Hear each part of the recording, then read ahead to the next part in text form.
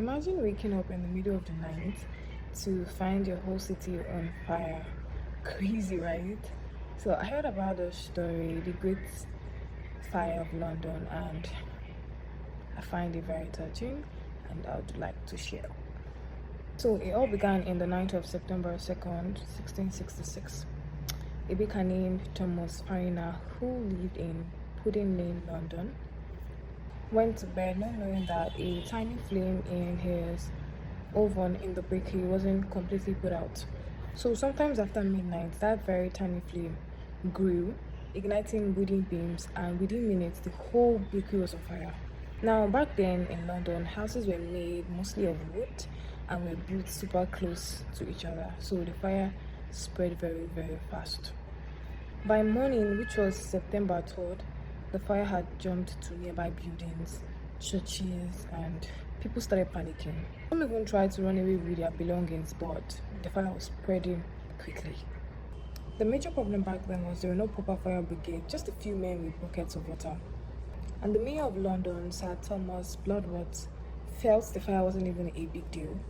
He even said that a woman can put it off. But that was actually a very big mistake, because by that afternoon, half of London was burning already. And by the 4th of September, the fire was completely out of control. St. Paul Cathedral, which was the biggest church in London as at that time, was on fire. The heat was so intense that the lead from the church roof melted and flowed down the street like lava. People were running to River Thames, trying to escape by boat. Some even thought the fire was caused by a foreign enemy or even witches. For 4 days, this fire raged on, destroying over 13,000 houses, 87 churches, and even Royal Exchange. On September 6th, the fire finally began to die down, thanks to the combination of strong winds blowing and soldiers using gunpowders to blow up buildings, creating fire breaks.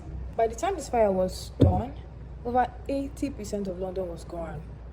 Guess what? Surprisingly, only 6 people were recorded dead.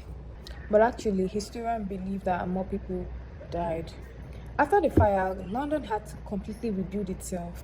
And because of the fire, London created better fire safety laws, built stronger buildings, and even started the first fire brigades. But the best part of this incident was that the fire helped stop the spread of the deadly Great Plague of 1665, because it burned down many dirty and rat-infested areas of the city. So tell me, what do you think? Can you imagine being in the middle of such chaos? And if you had to save just one thing from a building, what would it be? Let me know in the comments. Bye.